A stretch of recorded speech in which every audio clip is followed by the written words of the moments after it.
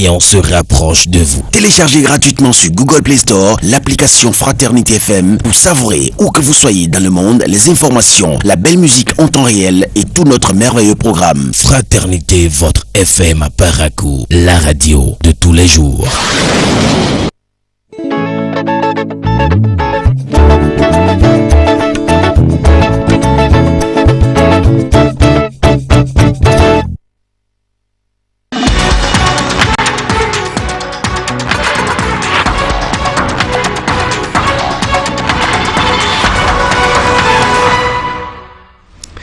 Mesdames, Messieurs, bonjour et bienvenue sur votre émission Zone Franche ce dimanche.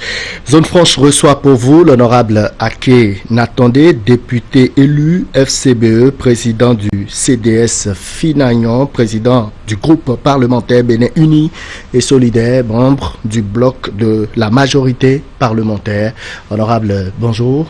Bonjour. Merci d'accepter notre invitation et d'être sur ce plateau pour...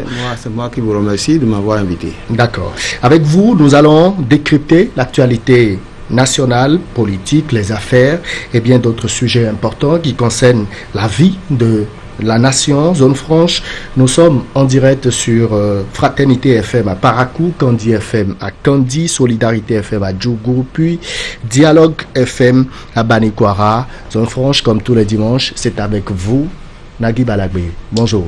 Imran Issifou, bonjour. Chers téléspectateurs, bonjour. Honorable Natondé Ake, merci encore une fois d'avoir répondu à notre invitation. C'est parti pour 1h30 d'émission. L'occasion pour nous, pour vous surtout, de scruter l'actualité politique nationale. Mais avant, vous avez été candidat aux élections présidentielles de 2016 et l'on sait ce qu'il en a été. Vous avez certainement fait le point à votre niveau. Dites-nous ce que vous retenez globalement de cette aventure. Je vous remercie. Je pense que l'élection présidentielle est une élection majeure à laquelle mon parti politique, le CDS Finagnon, a décidé de prendre part. Vous savez bien que tout parti politique a pour objectif fondamental la conquête du pouvoir et l'exercice de ce dernier. Et donc nous avons fait cette expérience. C'est une première dans la vie du CDS Finagnon et je profite de l'occasion que vous m'offrez pour saluer tous les Béninois qui nous regardent, mais également tous les électeurs qui à l'époque ont porté leur choix en apposant donc le cachet sur le bulletin de vote, la partie qui nous concerne, le candidat Ake Natondé à l'époque. Donc je crois que ça a été une belle aventure. Une aventure qui nous a permis de découvrir encore davantage le Bénin. Nous avons parcouru monts et vallées, on a rencontré les jeunes, les femmes, on a défendu nos idées. Le peuple béninois n'a pas jugé que c'est le moment pour nous porter encore au pouvoir, mais nous avons quand même eu un score qui était dans l'ensemble louable, puisque pour une première fois, nous sommes sortis quand même 9e sur les 33 candidats en liste. Donc je profite de l'occasion que vous me donnez pour dire encore une fois merci à tous ces électeurs-là qui nous ont fait confiance. Prêt à recommencer? Et pourquoi pas? Un homme politique ne doit jamais fuir la lutte. Tout doit être maintenant dans une stratégie globale avec les partenaires, les nouveaux partenaires que nous avons, et les décisions se prendront ensemble. Alors s'il faut recommencer, il va falloir certainement corriger un certain nombre de choses qui ont peut-être fait que les électeurs ont estimé en 2016 que ce n'était pas le moment. Alors pour vous, qu'est-ce qu'il y a à corriger fondamentalement? Non, je crois qu'il faut laisser ce travail au staff qui a travaillé, mais également au nouveau groupe auquel nous appartenons, parce que nous pensons qu'il faut aujourd'hui des regroupements plus larges. Et il faut éviter l'émiettement, cela permettra d'aller de l'avant et d'atteindre plus facilement l'objectif. Voilà. Dans un regroupement plus large, vous pensez par exemple que vous, en tant que président du CDS Finagnon, certainement qui disparaîtra, vous aurez cette chance d'être porté par le groupe plus large, vous, les partis qui sont en position actuellement dans le pays? Eh bien, on ne s'engage pas dans la vie publique, on ne s'engage pas en politique en faisant seulement, en se centrant sur soi-même. La politique, c'est là de servir la cité, en tout cas à mon entendement. Donc, lorsque vous dites que vous faites partie d'un regroupement, il faut discuter au sein du regroupement. Et c'est le regroupement ou, en tout cas, l'ensemble des acteurs qui décident de ce qui doit être. Et puis, on ne juge pas des affaires politiques à un instant T. Simplement, il faut juger dans le temps et dans l'espace. Donc, vous comprenez, si nous arrivons à faire un grand regroupement, un grand parti politique, qui est le socle désormais qui doit servir de base à notre action. Ce qui est sûr, ce sont les acteurs, les militants et tout ça. Et le jeu démocratique doit pouvoir se faire au sein de cette formation politique pour décider qui, de X ou Y, doit pouvoir aujourd'hui ou demain ou plus tard représenter les couleurs du parti. Donc, étant donné que vous êtes là-dedans, vous êtes parmi les potentiels à pouvoir agir. Il n'appartient qu'aux militants du parti de décider en son temps de qui peut porter les couleurs. On va laisser le temps au temps. On laisse le temps au temps. Disons-le comme ça. Vous êtes venu 9e au premier tour et ensuite vous avez appelé à voter pour Patrice Talon qui est au pouvoir depuis maintenant pratiquement 19 mois, fois 20. Est-ce que, selon vous, les engagements qui ont été pris avant que la coalition dite de la rupture ne puisse apporter son soutien de manière indéfectible à Patrice Talon sont respectés aujourd'hui? Eh bien, je pense que les engagements constituent donc ce que vous appelez le contrat de la coalition de rupture que nous avons signé avec le candidat Patrice Talon qui était au second tour, que nous avons soutenu pour qu'il devienne aujourd'hui président de la République. On ne peut pas dire que tous les engagements peuvent être respectés en l'espace de 19 ou 20 mois. Parce que le contrat est signé pour tout le mandat. Et donc nous avons encore plus de 2 tiers ou pratiquement les 2 tiers du temps de ce mandat devant nous. Et je peux dire que ce qui est en train d'être fait, il y a quand même déjà une partie de ce qui est prévu qui se fait. Et donc, il faut patienter parce que lorsqu'une équipe s'installe, il faut lui donner le temps. C'est un peu comme le moteur diesel qui doit prendre doucement et après passer à la vitesse supérieure. Et donc, je pense... Il y a quand même le moteur qui démarre tout de suite bien. Non, en matière de gouvernance d'un pays, ça va toujours lentement parce que le candidat devenu président doit avoir le temps de bien s'accommoder du terrain, prendre les décisions et lancer les choses. Vous avez vu, c'est le 16 décembre dernier, c'est-à-dire donc il y a bientôt 1 an, que le programme d'action du gouvernement Talon a été rendu public.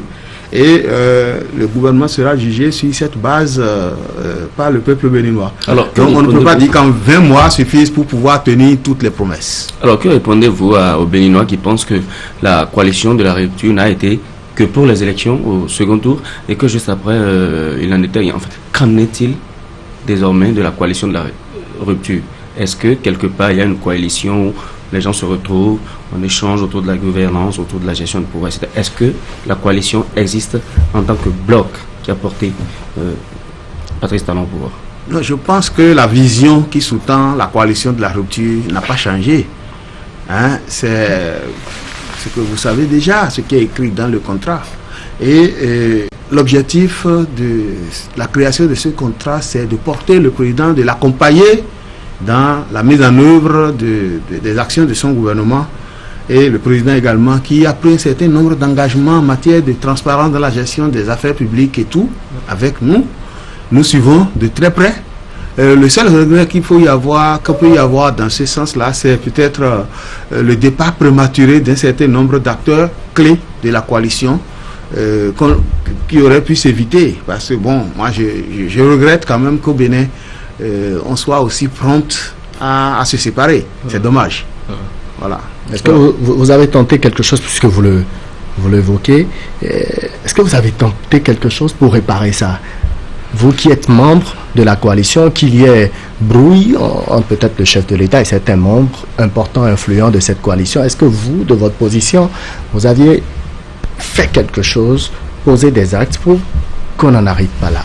Je pense qu'il faut toujours prôner la paix, toujours prôner l'entente, le dialogue entre compatriotes. Nous sommes tous béninois et il faut tout faire pour que le Bénin qui est la seule patrie que nous avons, en tout cas pour la plupart d'entre nous, puisse sortir de l'ornière. Je pense que nous ne faisons que prôner ça tout le temps. Et ce qu'on peut dire, on ne manque pas de le dire. Ce qu'on peut faire, on ne manque pas de le faire. Mais tout ne s'étale pas à la télévision. Ça, c'est vrai. D'accord. Est-ce que la coalition elle-même, à un moment donné, quand il y a eu des problèmes, est-ce que la coalition s'est réunie pour dire comment on sort de là? Est-ce que la coalition a tenté quelque chose, a pris des initiatives pour quand même essayer de régler les problèmes qui pointaient, dès que les problèmes ont commencé à pointer? Les membres de la coalition n'ont pas manqué de se parler entre eux. Ça, je peux vous l'assurer. Il y a eu beaucoup de concertations au début, mais les positions étaient telles que, bon, je ne parle pas d'un seul membre, il y en a plusieurs, peut-être, vous en avez dit des membres importants, mais de moins importants aussi, qui ont très tôt pris leur distance vis-à-vis de la coalition. Moi, je trouve que c'est trop tôt pour pouvoir agir de la sorte, parce qu'il ne faut pas construire quelque chose et le déconstruire en même temps. Hein? C'est le seul regret, dites-vous, que vous avez en tout cas de ce qui se passe, des engagements qui ont été pris. C'est le seul pour l'instant, c'est le seul. Dites-nous la gestion de Patrice Talon en 20 mois. Est-ce qu'elle vous plaît? La méthode, les décisions qui sont prises, l'exaction, tout ce qui est fait sous le régime de Patrice Talon depuis maintenant 20 mois, est-ce que c'est du parfait, du bon? Est-ce que vous avez le sentiment qu'on est dans la bonne direction? Oui, bon, il faut d'abord déjà saluer la promptitude avec laquelle le chef de l'État réagit par rapport aux différents dossiers. Et la perfection n'est pas de ce monde. Si je vous dis que tout est parfait, ce serait du leurre. Tout ne peut pas être parfait. Si tout est parfait, cela veut dire qu'on n'est plus sur cette terre. Alors, mais il faut déjà quand même remarquer qu'il y a un grand effort qui est fait en termes de lutte contre la corruption. Parce que nous avons, dans le contrat de la coalition de rupture, insisté beaucoup sur la transparence dans la gestion des affaires publiques. Et force est de constater aujourd'hui quand même que cette lutte contre la corruption n'est pas une personne. Et que ce soit un proche du président ou quelqu'un qui n'est pas proche, dès qu'il est concerné, il doit pouvoir répondre de ce qui lui est reproché. Et donc, je peux dire que de ce point de vue, la machine a pris, puisque cette transparence dans la gouvernance que nous avons prônée dans le contrat de la coalition de rupture, c'est surtout pour essayer d'engranger ou d'économiser des ressources pour l'État béninois.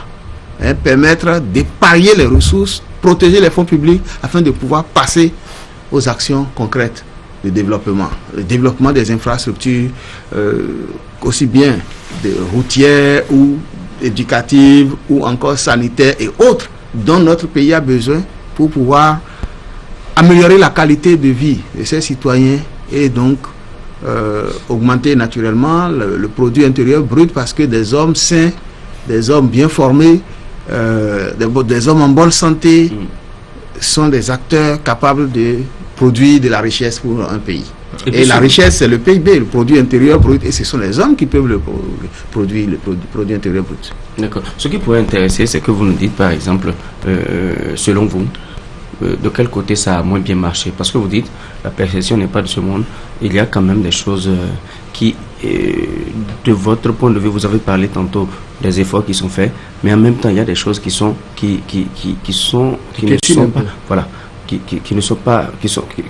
sont pas forcément bien. Dites-nous par exemple, dans les décisions qui sont prises, dans les choix, quels sont les aspects sur lesquels vous aimeriez quand même que les choses soient réglées? Bien, je pense qu'il faut vous laisser le soin. Je ne vais pas jouer le rôle des journalistes à leur place. Parce que vous savez, nous, politiques, nous avons plus tendance à écouter les critiques de la bouche des journalistes. Si vous pensez qu'il y a des choses qui sont à améliorer, il n'y a pas de problème. Nous sommes ouverts pour pouvoir recevoir. Mais vous, en tant que politique, soutien de toutes les façons. Régime, oui, évidemment. Il y a des coquilles quand même. Il y a forcément des coquilles. Je n'ai pas préparé une liste de coquilles, tout comme je n'ai pas préparé une liste d'actions à énumérer. Vous avez vu, j'ai insisté beaucoup sur un point qui me tenait à cœur, c'est celui de garantir la transparence de la gestion des affaires publiques. Bon, maintenant, du côté du développement des infrastructures, nous attendions à ce que cela aille un peu plus vite. Bon, mais le gouvernement s'est justifié en disant que pour les 20 derniers mois, il s'est surtout attardé sur le développement des études, les dossiers qui doivent sous-tendre, la recherche de financement pour développer les infrastructures, parce que le Bénin est un pays qui reste abattu.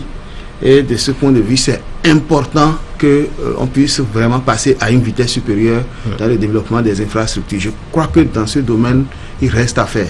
Mais voyant venir le projet de Glodjibé, l'aéroport international de Glodjibé, et certaines infrastructures importantes qui sont envisagées également, je pense que ça doit quand même contribuer à améliorer le visage infrastructurel de notre pays. J'ai bien envie de vous prendre au mot. Vous êtes ancien ministre des Travaux publics et des Transports. Vous parlez bien de l'aéroport de Glodjibé. Le Sénégal a mis 10 ans pour faire Blaise Diagne, l'aéroport inauguré cette semaine. Glodjibé ne sortira pas avant la fin du premier mandat de Patrice Talon, non? Est-ce que c'est réalisable avant le quinquennat? Non, en tant que ministre des Transports. Tout dépend de la manière dont le dossier est managé.